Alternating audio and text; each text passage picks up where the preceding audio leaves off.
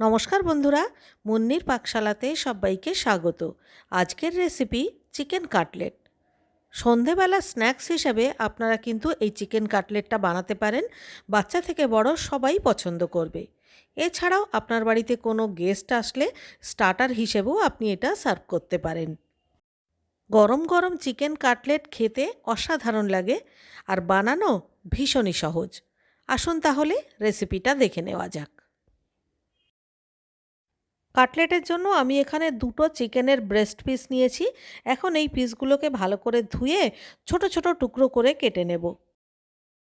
এবারে একটা চপারের মধ্যে কেটে রাখা চিকেনের পিসগুলোকে দিয়ে খুব ভালো করে চপ করে নেব।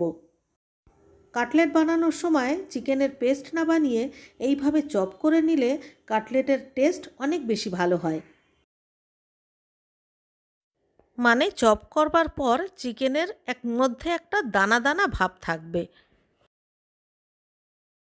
একইভাবে এই চপারের মধ্যে দুটো পেঁয়াজ, এক মুঠো রসুন, এক চামচ আদা বাটা আর এক চামচ লঙ্কা বাটা দিয়ে দিলাম। লঙ্কা বাটা না থাকলে লঙ্কার গুঁড়োও দিয়ে দিতে পারেন। এবারে সব কিছু ভালো করে আবারও চপ করে নেব। এবারে এর মধ্যে আগে থেকে চপ করে রাখা চিকেনটাও দিয়ে দেব। দিয়ে আবারও সব কিছু খুব ভালো করে মিশিয়ে নেব। এবারে একটা বড় বাটির মধ্যে পুরো চিকেনের মণ্ডটা ঢেলে দিলাম। এবারে ওপর থেকে এক চামচ নুন, সামান্য একটু গরম মশলার গুঁড়ো আর সামান্য একটু সয়াবিন তেল দিয়ে দিলাম। এবারে হাত দিয়ে খুব ভালো করে সব কিছু মিশিয়ে নিতে হবে। চিকেন কিমা কাটলেটের জন্য পুরোপুরি রেডি। এবারে আপনার পছন্দ মতো সাইজের কাটলেটগুলো বানিয়ে নিতে হবে। আমি একটু মাঝারি সাইজের বানাচ্ছি। এবার প্রথমে একটা কোট বিস্কিটের গুঁড়োতে লাগাবো, তারপর ডিমের গোলায় চোবাবো, চুবিয়ে দ্বিতীয়বার আবার একটা বিস্কুটের গুঁড়োর কোটিং করব। এইভাবে করলে কিন্তু চিকেনের কাটলেটগুলো দেখতেও সুন্দর হবে আর ভাজার পরে সেটা অনেকটা মুচমুচে হবে।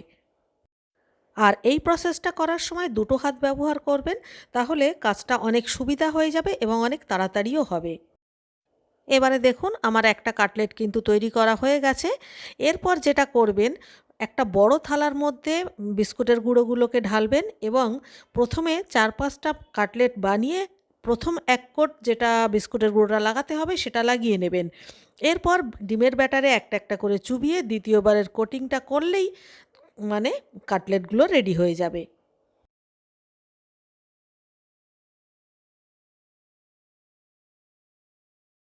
এইভাবে কাটলেটগুলো বানিয়ে আপনি কিন্তু স্টোরও করতে পারেন। তো দেখুন সমস্ত কাটলেটগুলো আমার বানানো হয়ে গেছে। এবারে আমরা এগুলোকে ভেজে নেব। তার জন্য ফ্রাই প্যানে বেশ খানিকটা তেল দিয়ে দিয়েছি আর তেলটা কিন্তু মিডিয়াম হিট করেই এক একটা করে কাটলেট ছেড়ে দিতে হবে। তেল যদি খুব বেশি গরম হয়ে যায় তাহলে ওপরটা পুড়ে যাবে আর চিকেনটা যেহেতু ভেতরে কাঁচা, তো চিকেনটা কিন্তু ঠিকঠাক সেদ্ধ হবে না। এইভাবে গ্যাসের ফ্লেম মিডিয়ামে রেখে উল্টে পাল্টে একটু সময় নিয়ে ধৈর্য ধরে কাটলেটগুলোকে ভেজে তুলতে হবে। আর ঠিক এই রকম কালার করে তারপর তুলতে হবে। কালারটা একটু লালচে করলে কাটলেটটা খেতেও বেশ ক্রিস্পি হবে। প্রথম ব্যাচের কাটলেটগুলো আমার ভাজা হয়ে গেছে। এগুলো তেল থেকে ঝরিয়ে তুলে নিচ্ছি এবং এই একই পদ্ধতিতে বাকি যে কাটলেটগুলো বানিয়েছিলাম সেগুলোকেও আমি ভেজে তুলে নেব।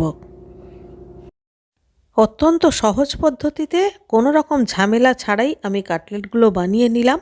আপনারাও ঠিক এইভাবে চিকেন কাটলেট বানান এবং ফ্যামিলির সঙ্গে এনজয় করুন। আর রেসিপিটা ভালো লাগলে বরাবরের মতো একটা লাইক করবেন, কমেন্ট করে আমাকে জানাবেন। আর আপনি যদি আমার চ্যানেলে নতুন বন্ধু হয়ে থাকেন তাহলে চ্যানেলটিকে সাবস্ক্রাইব করে প্লিজ আমার পাশে থাকবেন। তাহলে আজকের মতো এই পর্যন্ত। দেখা হচ্ছে পরবর্তী ভিডিওতে আবার একটা নতুন রেসিপির সাথে নিয়ে। ততক্ষণের জন্য সবাই ভালো থাকবেন, সুস্থ থাকবেন।